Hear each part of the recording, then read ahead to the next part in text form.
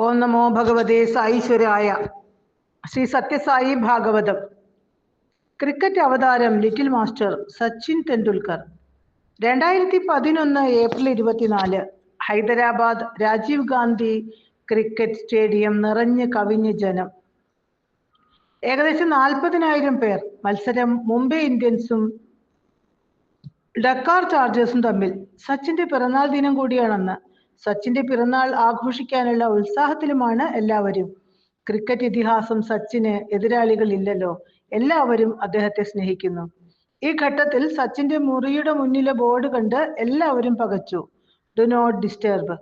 കൃത്യസമയത്ത് സച്ചിൻ ഗ്രൗണ്ടിലെത്തി. ടോസ് നേടി. ദുഃഖസാന്ദ്രമായ മുഖം. പിറന്നാൾ കേക്ക് മുറിച്ചില്ല. ആഘോഷത്തിമിർപ്പ് ഉണ്ടായില്ല. 4 മിനിറ്റോളം വേദിയിൽ കനത്ത മൗനം. ആ സാന്ദ്ര മൗനം ഗ്രൗണ്ടിനെയും ബാധിച്ചു.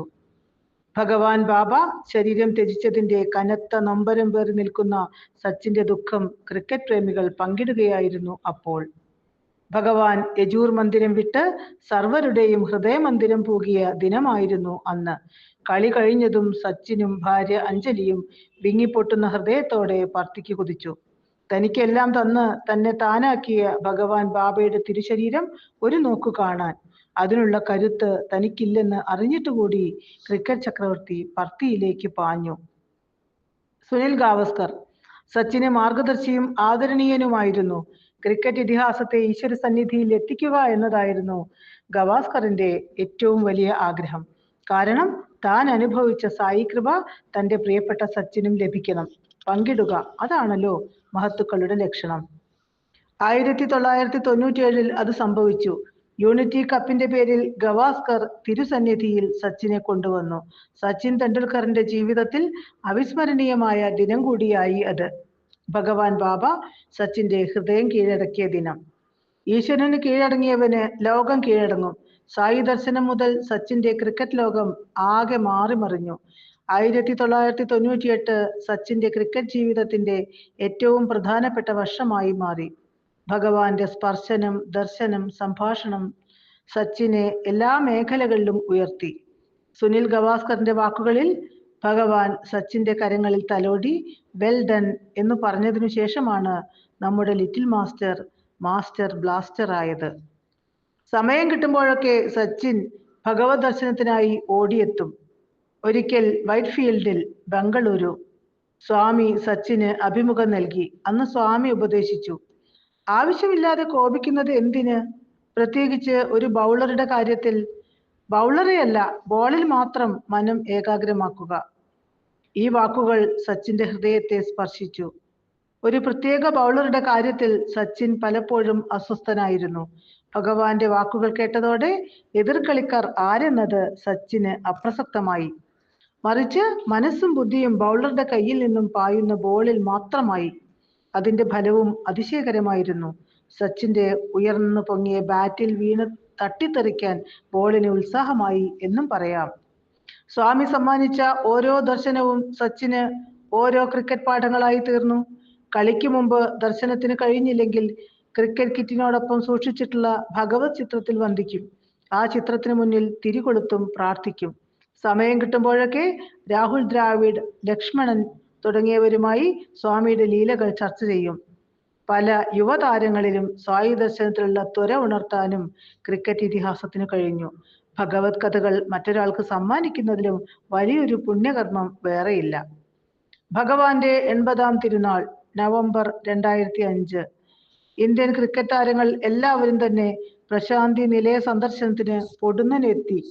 ഈ സമയം ഭഗവത് കൽപ്പനയാലെ സച്ചിൻ 2 ലക്ഷത്തിലധികം വരുന്ന ഭക്തജനങ്ങളോട് കുറച്ചു നേരം സംസാരിച്ചു.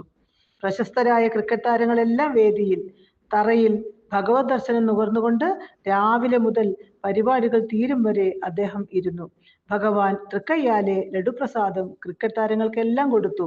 വലിയ നിധി കിട്ടിയതുപോലെ അവർ അത് കയ്യിലൊതുക്കി പിടിച്ചു. പ്രത്യേകിച്ച് സച്ചിൻ. ഭഗവാൻ വേദി വിട്ടതോടെ ജനക്കൂട്ടം ഭീമാകാരം പൂണ്ട് തങ്ങളുടെ ക്രിക്കറ്റ് ഇതിഹാസത്തെ അടുത്തു കാണാൻ വന്നു തുടങ്ങി. വേദിയിലുണ്ടായിരുന്ന പോലീസ് സൂപ്രണ്ട് വിഷമത്തിലായി. അദ്ദേഹം കർക്കശമായി ജനങ്ങളെ നേരിട്ടു തുടങ്ങി. സച്ചിനും മറ്റ് ക്രിക്കറ്റ് താരങ്ങൾക്കുമുള്ള സുരക്ഷ ഒരുക്കാനായിരുന്നു അദ്ദേഹത്തിന്റെ ശ്രമം. ആ നിമിഷം സച്ചിൻ തെണ്ടുൽക്കറുടെ മഹിമ എളിമയായി വെളിപ്പെട്ടു. വിനയപൂർവ്വം സച്ചിൻ SP സമീപിച്ചു പറഞ്ഞു, സർ, അരുത്, ജനങ്ങളോട് ഇങ്ങനെ പെരുമാറരുത്. എന്നോട് അങ്ങ് കാണിക്കുന്ന കരുതലിന് നന്ദി. പക്ഷെ ഭഗവാൻ നമ്മോട് പറഞ്ഞിട്ടുള്ളത് എല്ലാവരെയും സ്നേഹിക്കണമെന്നും ആരെയും ഉപദ്രവിക്കരുത് എന്നുമല്ലേ? അതുകൊണ്ട് ദയവായി ആരെയും ഉപദ്രവിക്കരുതേ. ഞാൻ ഇവിടെ നിൽക്കുമ്പോൾ പ്രത്യേകിച്ചും എനിക്കത് വലിയ നൊമ്പരമുണ്ടാക്കുന്നു. ഞങ്ങളുടെ കാർ പോകാൻ അനുവദിച്ചാൽ മതി. എനിക്കുറപ്പാണ് ജനങ്ങൾ ഞങ്ങൾക്ക് വഴിയൊരുക്കി തരും. ഭഗവാന്റെ സ്നേഹിക്കൂ എന്ന ഈ പ്രേമ സന്ദേശം എത്രയോ പ്രാവശ്യം നാം കേട്ടിരിക്കുന്നു, അംഗീകരിച്ച് കൈയടിച്ചിരിക്കുന്നു. പക്ഷേ ക്രിക്കറ്റ് ഇതിഹാസം അത് പ്രായോഗികമാക്കി. അതല്ലേ അദ്ദേഹം ഉയരങ്ങളിലെത്തിയതിന്റെ രഹസ്യവും? ഉയർച്ചയുടെ രഹസ്യം സ്വഭാവത്തിലെ എളിമ തന്നെ. ആ തിരക്കിനിടയിൽ ഒരു വൃദ്ധ ഞെരിയുന്നത് കണ്ട് സച്ചിൻ സുരക്ഷാ വലയം ഭേദിച്ച് പുറത്തു ചാടി ചെന്നു. അവരെ തിരക്കിൽ നിന്നും പണിപ്പെറ്റ് പിടിച്ചു മാറ്റി. മാത്രമല്ല ആ വൃദ്ധയുടെ പാദങ്ങളിൽ തൊട്ട് വന്ദിക്കുകയും ചെയ്തു. അവർ വിറയാർന്ന കൈകൾ സച്ചിന്റെ ശിരസിൽ വെച്ച് അനുഗ്രഹിച്ചു. ക്രിക്കറ്റ് താരങ്ങളിൽ പലരും അത് കണ്ട് കണ്ണീർ തുറച്ചു. മറ്റാരും കാണാതെ. ഭക്തി വിനയം വളർത്തും. വിനയം എല്ലാവരെയും സ്നേഹിക്കാനും മധുരമായി സംസാരിക്കാനും കഴിവ് തരും. ആ സ്വഭാവ മഹിമ മറ്റുള്ളവരുടെ അനുഗ്രഹം നേടാൻ ഒരുവനെ പ്രാപ്തനാക്കും. ഭഗവാന് തണലേകിയ വൃക്ഷം. സച്ചിൻ ജയ്പൂരിൽ IPL-ന് വേണ്ടി കളിക്കാൻ ചെന്ന സമയം അവിടെ വലിയൊരു മൈതാനിയിലെ ആൽവൃക്ഷം കാണാനായി സച്ചിൻ തിരക്കിനിടയിലും സമയം കണ്ടെത്തി. അദ്ദേഹം ആ വൃക്ഷത്തിന്റെ ചിത്രമെടുത്തു. അതിനുശേഷം ഏറെ നേരം അവിടെ കണ്ണുമടച്ചിരുന്നു. ആ മുഖം ആനന്ദം കൊണ്ട് നിറഞ്ഞിരുന്നു. ഈ കാഴ്ച കണ്ട് ജനം കൂടി. അത്ഭുതം കൂറി നിന്ന ആരാധകരോട് അദ്ദേഹം പറഞ്ഞു, ഈ വൃക്ഷച്ചുവട്ടിലിരുന്ന് 1973 ഭഗവാൻ ഭക്തന്മാർക്ക് ദർശനം കൊടുത്തിട്ടുണ്ട്. ഭഗവാന്റെ ഉത്തരേന്ത്യൻ സന്ദർശന വേളയിൽ അന്ന് ഭഗവാന് തണലേകാൻ ഭാഗ്യം സിദ്ധിച്ച ഈ ആൽവൃക്ഷത്തെ തൊട്ടു തൊഴാനും നന്ദി പറയാനുമാണ് ഞാൻ വന്നത്. എന്റെ ഭഗവാന് തണലേകിയതല്ലേ ഈ വൃക്ഷം? ഭഗവാൻ ബാബ എങ്ങനെയായിരുന്നു സച്ചിന്റെ ഹൃദയത്തിൽ എന്നറിയാൻ വേറെ വാക്കുകൾ വേണ്ടതില്ലല്ലോ. ഭഗവത് ശരീരത്യാഗശേഷം ക്രിക്കറ്റ് ഇതിഹാസം ഒരിക്കൽ പറഞ്ഞു, ഭഗവാൻ ബാബ ശാരീരികമായി ഇപ്പോൾ നമ്മോടൊപ്പമില്ല, പക്ഷേ അവിടുന്ന് സദാ നമുക്കൊപ്പമുണ്ട്. എന്റെ സ്വപ്നങ്ങളിൽ അവിടുന്ന് എഴുന്നള്ളുന്നു, എനിക്ക് ശക്തി പകരുന്നു, നിർദ്ദേശങ്ങൾ നൽകുന്നു. എനിക്ക് കിട്ടിയതെല്ലാം സായി കൃപ കൊണ്ടാണ്. ഭഗവത് കൃപയുടെ പ്രകാശത്തിൽ എന്നിലെ കഴിവുകൾ മികവുറ്റതായി.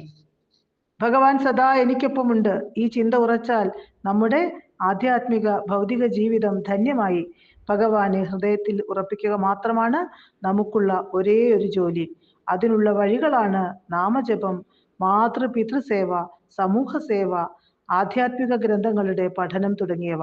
ഓരോരുത്തരും തങ്ങൾക്ക് അനുയോജ്യമായ പാത തിരഞ്ഞെടുക്കുക, നിഷ്ഠയോടെ മുന്നേറുക. ഓം തത് സത്.